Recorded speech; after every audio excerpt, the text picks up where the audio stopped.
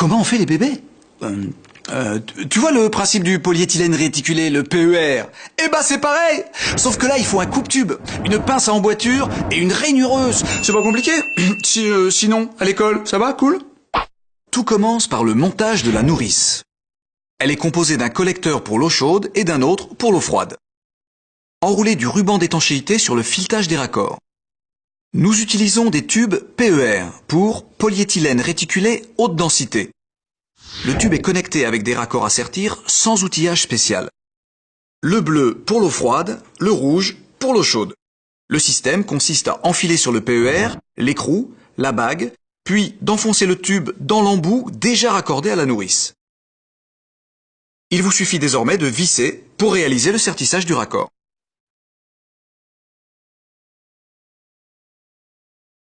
En vous aidant de chevilles pour cloison creuse, vous pouvez fixer la nourrice au mur et boucher chaque collecteur.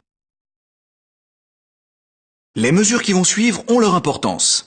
Tracez le passage des tubes en cherchant le chemin le plus court pour alimenter douche, vase ou WC.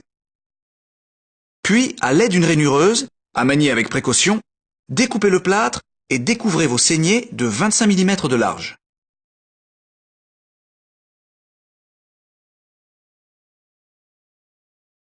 Avec une scie cloche posée sur votre perceuse, découpez les deux orifices d'arrivée d'eau de votre future douche. Vissez les deux boîtiers en plastique matérialisant l'arrivée des tubes. Ils disposent de trous permettant de faire passer le PER gainé. Il s'agit maintenant d'y fixer les sorties en laiton.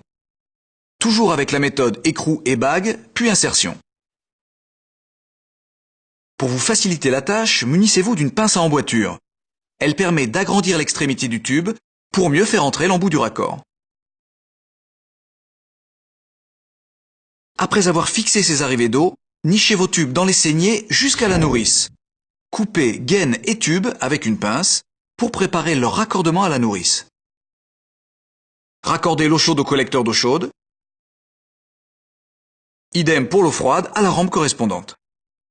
Dans ce cas précis, en plus de l'écrou et de sa bague, vous devez introduire un embout et poser un joint. Renouvelez l'opération pour tous les autres points d'eau en partant toujours du point d'arrivée et en remontant vers la nourrice. Enfin, rebouchez les saignées. Ne tendez pas trop les tubes, laissez du jeu car le PER se dilate ou se rétracte sous l'effet de la température. Quand on est un papa formidable, expliquer aux enfants, c'est pas si compliqué.